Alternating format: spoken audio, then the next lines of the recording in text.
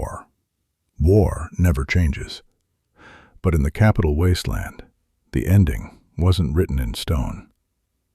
In this timeline, the lone wanderer didn't just survive. They changed everything.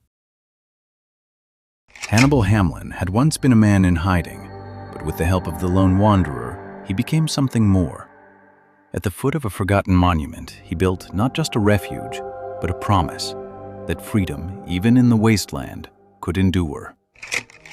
With the slavers driven from the Lincoln Memorial, Hannibal Hamlin did not stand alone for long.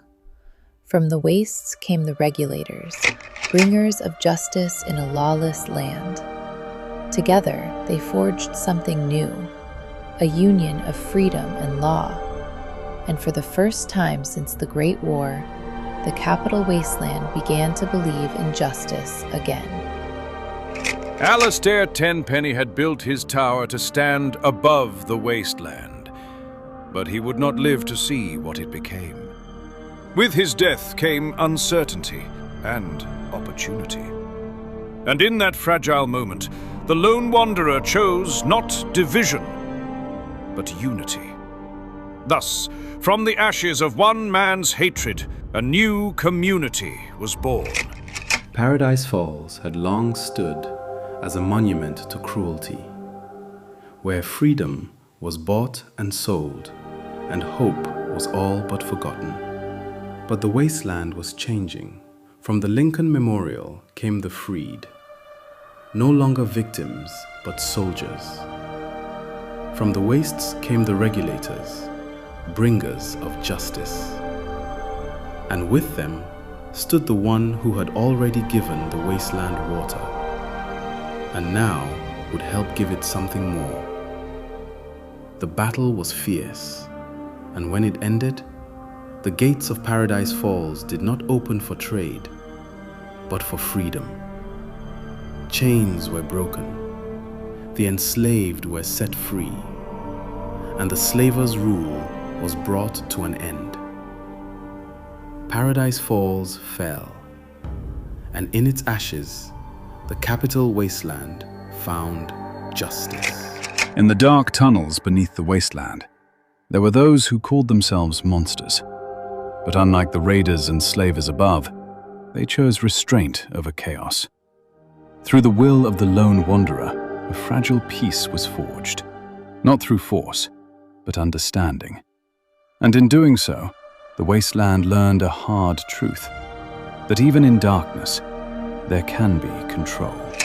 Rivet City had once been a refuge, a place to survive in a dying world. But as the wasteland began to change, it became something more. A center of knowledge, a meeting place of nations, a symbol of what could be rebuilt. And in its steel halls, the future of the Capital Wasteland was no longer imagined. It was decided. The Brotherhood of Steel had come to the Capital Wasteland in search of technology. But under Elder Lyons, they found something more. They became protectors of the people, guardians of a fragile future. And though their steel could bring war, in those days it chose to defend hope. Adams Air Force Base had once been a symbol of the Enclave's power, but when it fell, it did not remain in ruin. The Brotherhood of Steel rebuilt it, not as a monument to the past, but as a foundation for the future. From its runways came steel and fire, not to conquer, but to protect. And in time, what was once a battlefield became a city, where the future of the wasteland took flight. They said the wasteland had changed. Clean water flowed where there had only been dust. And for the first time in generations, people began to hope.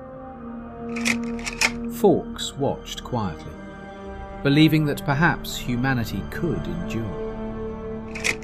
Sarah Lyons stood her post, protecting a future she was no longer sure she controlled. And James remained, guiding Project Purity as it became the heart of a new world. But the one who made it all possible did not stay to see it. Because the lone wanderer had never belonged to any one place. And as he walked west, leaving behind a world he had saved. He carried no title, no legacy, only the road ahead. And as for Wadsworth, I kept the house in order, polished every Gatling laser, tuned each plasma rifle, and maintained the alien weapons. All the while, I waited for Sir Snow to return.